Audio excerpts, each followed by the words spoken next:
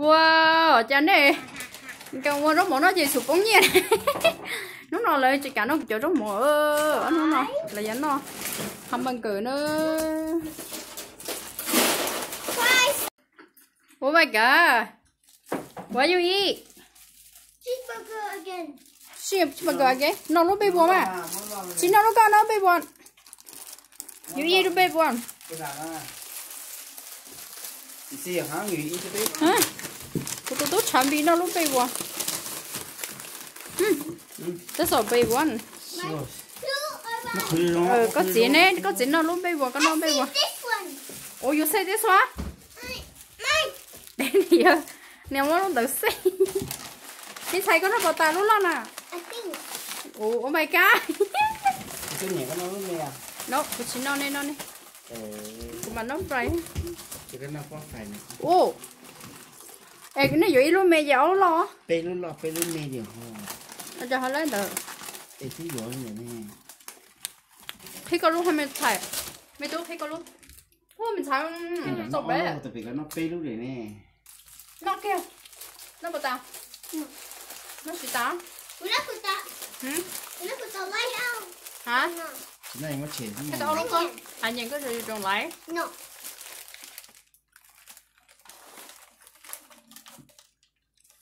Wait. What you eat? Hamburger. Wow. Enjoy this one. Okay. Cho nó nhớ chị. Onion.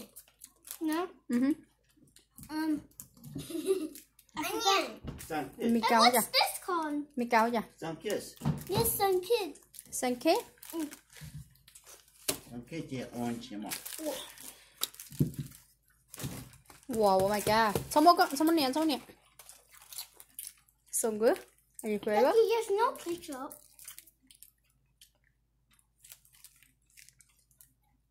You're busy, yeah. Busy, no talking. Do you want ketchup? You want ketchup? Đó. Nó cho sự tú lớn nó. Hai mình gửi nó không mấy cáo.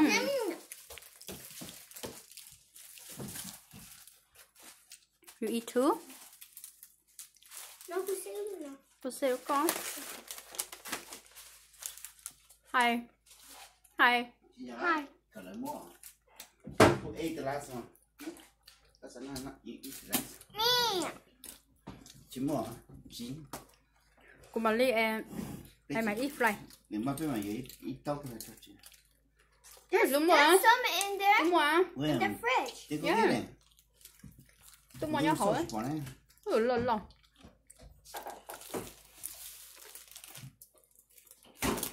No, mommy, couple another.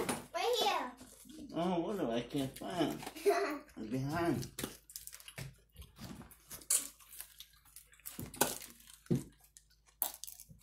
Nè của nó tài của chị xin nó của chị nó. Nó của nó fly. Nó phải như thế nào? Lâu có thể. I can't do it. Push. I do it for you. Push ha. Okay. Đúng ạ.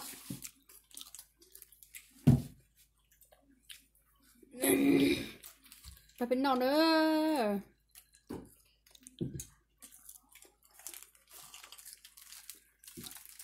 Nó còn món chị tôi sẽ nó còn bị chảy ba mà. Nó mong. Hay nó cửa phong nóng nên nó nên chỉ sẵn rồi chị. Nếu không mà vô còn bị cắn thôi.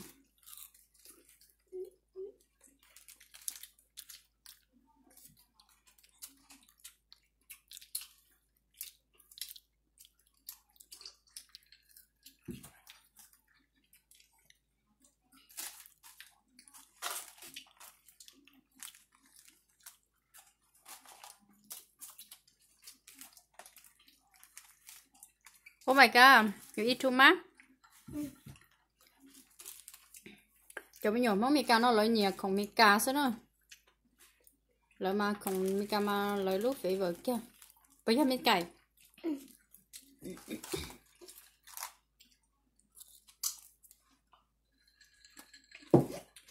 Ôi, thấy cả. Không có bỏ được. It's raw.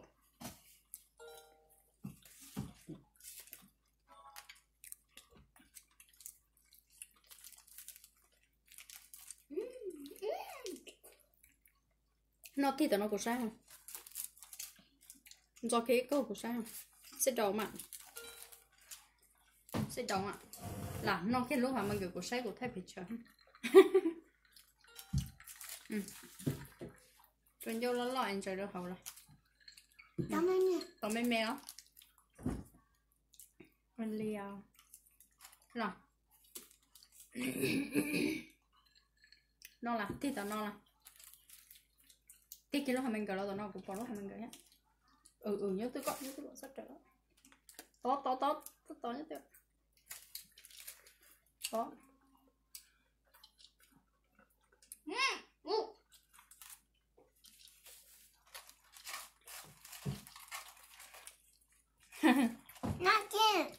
Naki. Nó nè. Bỏ.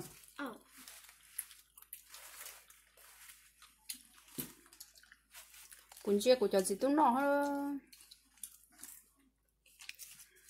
Cú chỉ cho xì không đắt hơn nó để chứ. Hai mẹ qua. Cái chuyện không bị cha cái không lo chuyện cái chuyện. Hai mẹ qua. Hai. Cái bao nhiêu xia à? Đâu xia đâu. Nó xia tận đâu đó. Đây nó thấy cái nó. Cái gì đó?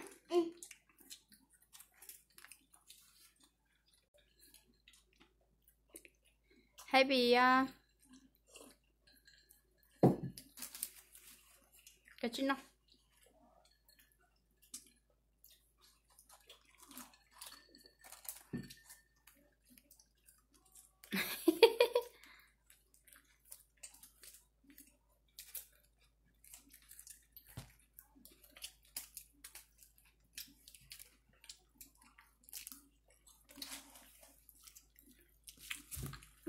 Bị gì không?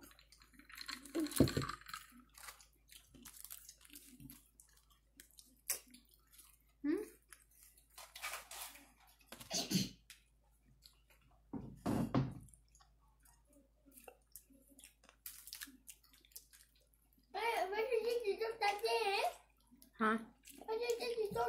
Ok. Có cho friend nói hỏi you fast? Hả? Oh my god. Good job. Okay, thank you buddy. Wait. Xong con mạng xuống tóc.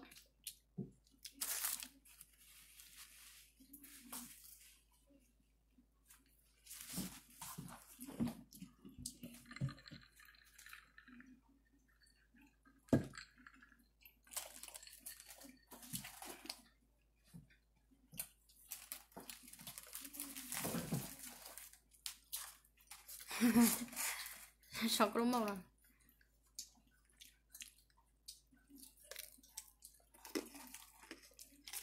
Cái phụ baby à? I feel my baby này kìa. Nhưng mà chắc phải chịu đất của.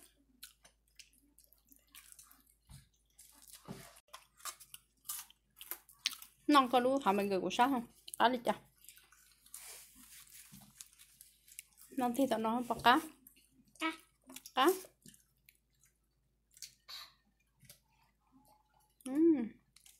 Cá chai không?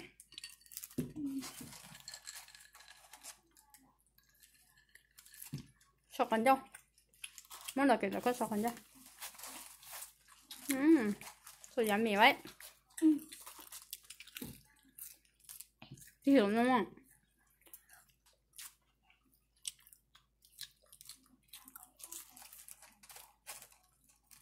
Cá chai luôn. Sao nó có thông nhỏ nó lo sao là nó sao vừa cho mẹ vừa cho lo không? What? Almost done. Yeah, it's not. No, your tomato, think you come on. More fry. Oh, chỉ một bộ thì Xin nó. you need to eat everything. Fry. Hả? Oh. Thôi đi. Nó đi con cho nó đòn nó con. đồng ý chú mạng được chạm bị á.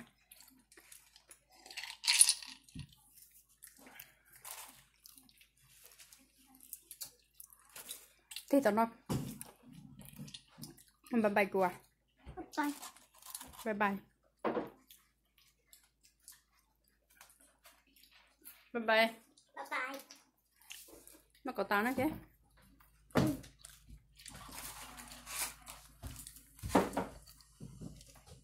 It's mommy's, not mine. It's mommy's. Oh, you on me. Oh my god, của tụi mình tú một sấy nửa sấy. Cái con sấy của tụi tôi. Của tụi tôi. Nếu xí lúc họ mình gần tới theo nữa nó có ta đó tóc lại nữa. Oh my god. Brown một trăm. Bốn kia tao chỉ tông. Chứ nào mới tú. Chứ nào là nó mà được. Đúng chưa?